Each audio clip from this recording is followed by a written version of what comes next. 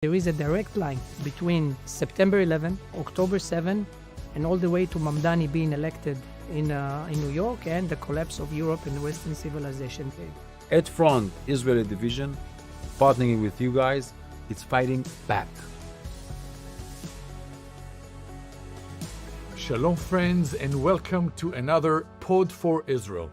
I was just finished reading the book of Deuteronomy today, and in Deuteronomy, God says to Moses that he is sending the children of Israel to the land to possess 7 nations. And I thought about that because for the past 2.5 years, there's been a lot of talk in Israel that we are fighting 7 different frontiers. What does that mean, and what is the 8th frontier? So I'm so privileged to have today 2 senior experts that are both from the Israeli security system. Shalom, Marco. Shalom, Sagiv. Hi. So great to be together, and thank you for coming. So we've been talking a lot about 7 frontiers, but now there is something that we call the 8th frontier, and it's an initiative beyond just a reality. Let's talk a little bit about that. On October 7, 6:29 a.m., Hamas launched the first front, which led to the 7th front that you just mentioned. What we forgot, it's the 8th front. The 8th front is the front that Israel, America, and Western civilization in general fighting against radical Islam and against woke, progress, ultra-left movement that penetrated to Western civilization in different ways. Social media, education, research centers, universities, legal war, etc., etc. Like a week after October 7th, you started seeing, this has been the biggest, disaster for our people in a long, long time. You start seeing mass demonstrations. A day. October 8. And all of a sudden they have flags and they have signs. And it's like, man, where'd you get that? How can you get 1 million flags overnight? You have to, order it from wherever you want. It's going to take a while to manufacture it. So it was clear that it's way too organized to just be spontaneous. Somebody's behind it. And then it got worse from there. Yeah. And while the kinetic war is very clear, and everybody can see that, this 8th front, the war against the evil enemies that we have, using very sophisticated ways to do so. By the way, not started on October 7, started something like 15 years before of that. And now we are seeing the outcome of this war. By the way, not just in Israel, or meanwhile, mainly not in Israel. Right. We see the outcome of this front in Europe that basically was conquered from the inside. We see this front in America, unfortunately. New York, this is the fact that an extreme Islamic mayor was elected in New York. This is an outcome of something. This is not a coincidence. So we are claiming that there is a direct line between September 11, October 7, and all the way to Mamdani being elected in New York and the collapse of Europe and Western civilization. This is not a coincidence. This is a well-sponsored, organized, sophisticated campaign. It has been managed by the enemies of America, of Israel, and Western countries in general. Maybe the biggest, most expensive, longest campaign that humanity ever seen. And it's hard to see that because we see only the outcome of that. And now more and more people are waking up and understand that the young generation, the youth, was kidnapped under our eyes, that we were not realizing that this is what's going on. I think in somewhere along 15 years, 20 years ago, bad people in Tehran, in Qatar, Doha, in Moscow, Russia, sat down and had a plan. They said, okay, how can we win? How can we win? So we have 2 options. We can use bombs, army, terror organization, NNN. That's plan A, but let's have plan B. Plan B, it's the 8th front. Let's start slowly, prepare this campaign, recruit these people, those organizations, those influence, everyone. You know what's beautiful about it? We know today who is against us, from Tucker Carlson to Fuente to others.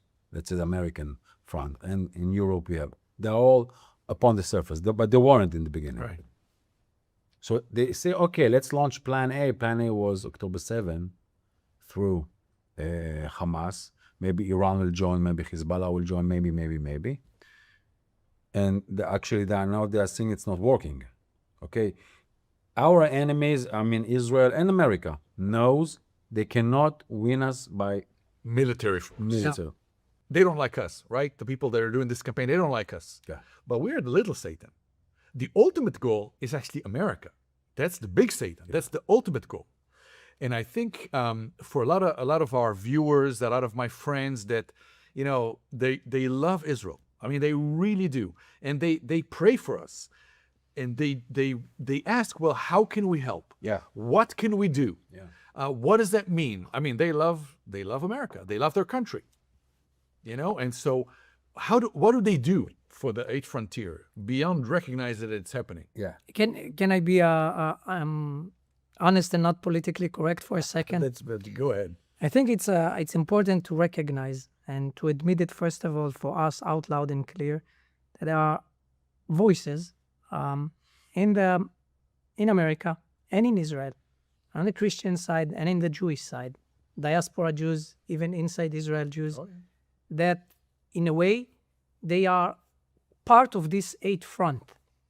I'm saying something that maybe will sound a little bit radical, but there's a lot of people from both sides, Christianity and Judaism, that actually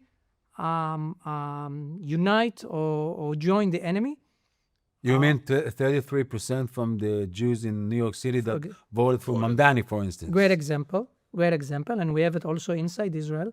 And the fact is not if you are Jew or Christian, is which narrative or which understanding of this faith war you are taking side. And both sides, Christianity and Judaism, we have people that choose to join the other side. So we need to be, first of all, to put it on the table as it is. And they are out of this camp, the camp of, as I see that, Judeo-Christian values camp. Admitting that, first of all, it will allow us to recognize who's a friend, who's an enemy, who share the values, and who we are fighting at. This front, as I see that, is more critical and more dangerous. It's not clear that someone is trying to fight against you, and they are using a very sophisticated ways that when you are waking up and see that you are in a war, you were already conquered from the inside, and maybe it's too late. Look, it's not a coincidence that a young boy in Tel Aviv or in Houston, Texas, for example, is grow up on some values, could be Jewish values or Christian values, family values, and all the things that are combined to Judaism and Christianity, reaching to the age of 18 or 21 in our case, going to the university and coming back very confused. And this is an understatement. And in a way, hating his country, hating the values, hating his religious, hating himself. Yeah. If we are looking at that... Not realizing that he's hating himself. Yes. And acting against himself. Exactly. And this is a problem that we are sharing in America and in Israel. Oh, yeah. Part of that is coming from inside of us. So one example that really comes to mind, I've been thinking a lot about Nehemiah recently, and Sagiv, you and I talked about it a little bit in the last months. So when the wall of Jerusalem was starting to being rebuilt, this was Nehemiah's life mission, and it was half built, and things were going good, and so the enemies that wanted to stop, they found someone who was an Israelite, who was a religious leader in Israel at the time. They paid him, or whatever they did for him. Then he came to Nehemiah and said, listen, you'd stop building the wall. They're 10 times more than you. and they want to kill you, and you should go into hiding. You shouldn't do anything. You should be, just stop this before something really bad's going to happen. And I'm thinking, in some way, there was the eighth frontier back in those days. Fake news, whatever, threatening. How do you think, if you remember that, how did Nehemiah respond? What can we learn? How does that apply to the eighth frontier?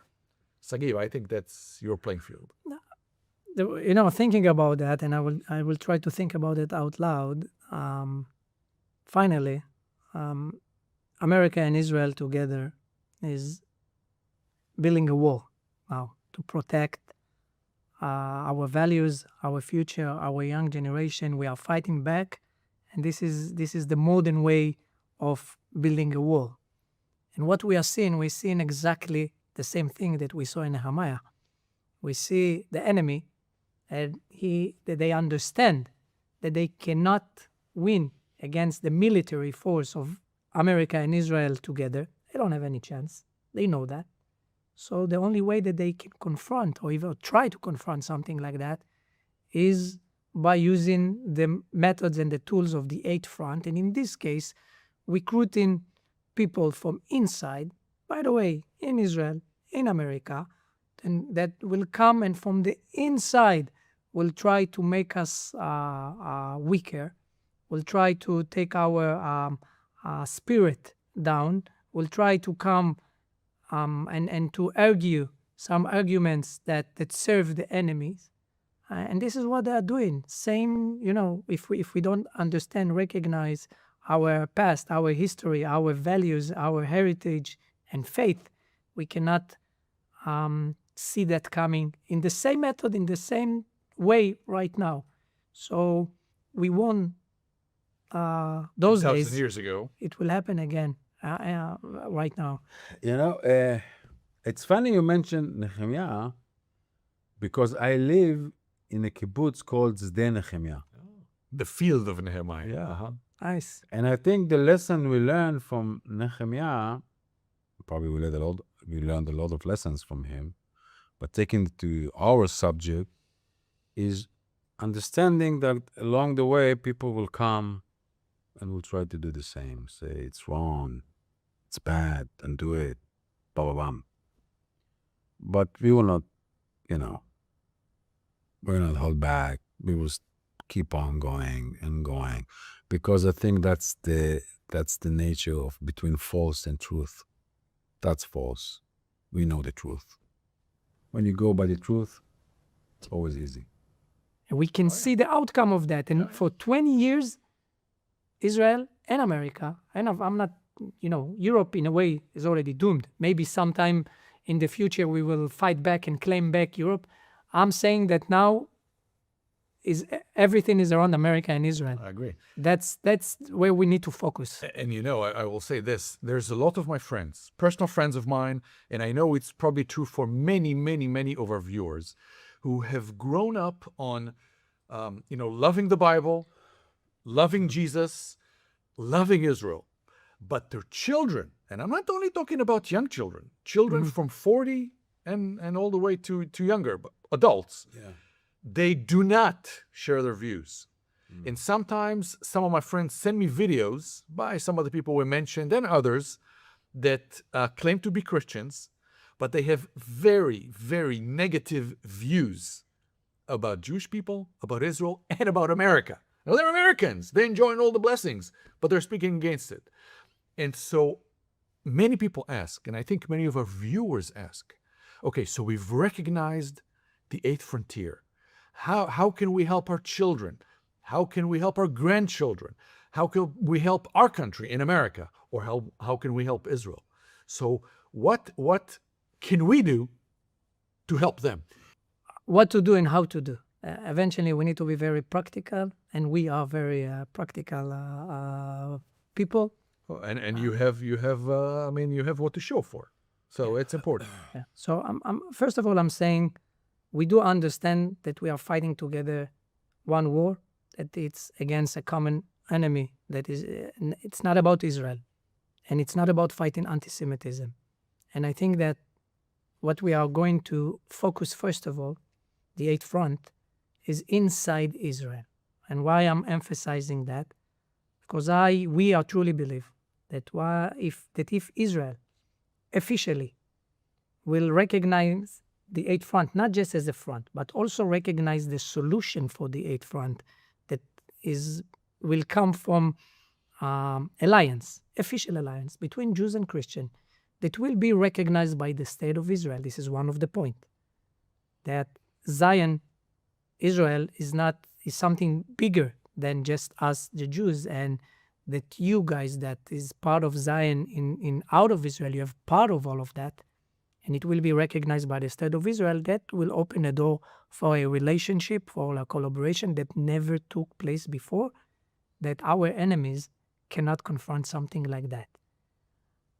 We are coming from places that we know how to win, that we know how to fight this kind of threats, and we are building a plan that goes through social media, that goes through legal work, that goes through education, to fight back, not to defend ourselves, to take the war to the other side and to fight back and to create platforms that will win, targeting and focusing on the young generation that was conquered by the enemy. We are going to change that. Again, inside Israel, we are working already and achieving small wins that eventually will come to a big win, that everybody in Israel will understand, recognize, embrace this relationship between Jews and Christians from a security point of understanding why we need it. And we will create platforms of fighting back together, a base of faith, Jews and Christians, against radical Islam and against ultra-left progress movement that penetrated the West and penetrated Israel. It's all Penetrated the church, by the way. I can see that as well. Yeah. Yes. And we have a very detailed plan that I will be happy to share in the future if needed. But we know what to do. We know how to act. We know how to win. But the base of all of that is, first of all, to work as we see that inside Israel, recognizing that, embracing that, create the right structure for people to work together. And I can say that if those three camps, radical Islam, woke movement, and communism, can come together to one camp, so truly, I think and believe that Jews and Christians can come officially together to one camp and to fight back and to win. So this is what we are creating. We call it the Eighth Front. That is a very symbolic, not just because of the seven kinetic frontiers, but also because of what we are understanding that is written in the Bible as you started. And this is what we are creating over here.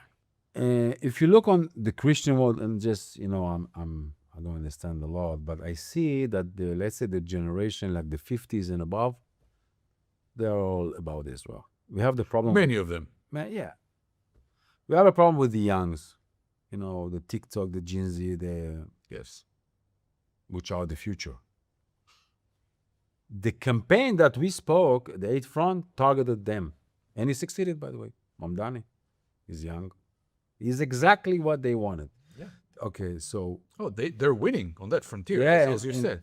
So I think one of our targets will be dealing with the youngs in the Christian and the Jewish world. How do you do it? You do it by social media. You do it by education. You do it by... the American Jews have a nice plan, a program they call the birthright. Oh, yeah. Taglit, birthright. Yeah, Taglit, birthright. I think we should do the same, but for the Christians, Right. youngs, that will come and saying they come for Israel for a season and understand it. So we totally aware of it, and we are going to put a lot of efforts into that, because I truly believe that the youngs are the future. If we lose them, it's done. In 20, 25, 15 years maybe, it's done. We cannot take it back. So, okay, we woke up a little bit late at least we woke up. Now let's deal with it. We're going to focus on those, ages and Young generation in Israel, in America, combining forces together, same values, same problem, unfortunately, but common enemy, and hopefully shared values and shared future, and we will create programs, very detailed programs, how to win together in America, in Israel, in the camp that we that based on faith, based on Judeo-Christian values and heritage, and there is no way to lose this fight if those forces are joining together. So Sagiv, Marco, thank you so much. It's a fascinating beginning of a conversation. I think there's much to talk about. And for you, our viewers, we hope this was enlightening and opening a chamber to some of what's happening in our societies. This whole discussion about the eighth frontier is nothing new to biblical history. We already see that in the time that ancient Israel was going into the land, and even in the desert. You have the example of Achan, when going in the country, going with God's blessing. He was from inside the camp, almost trying to steal God's blessing. And then, of course, when dealt with, the blessing of God came back. I'm thinking about the rebuilding of the walls of Nehemiah. There were enemies from within. They were trying to intimidate Nehemiah, to intimidate the people from stopping to build the wall. And yet, the leadership at that time, Nehemiah recognized it, and he did not fall for it, and he kept on going until the victory. And similarly, this eighth frontier, while it seems so sinister and something that was planned and executed for such a long time, this is something that the people of God can come together and cancel it, fight against it, and win the hearts and the minds of the next generation, our children and our grandchildren. So thank you from Israel, and shalom.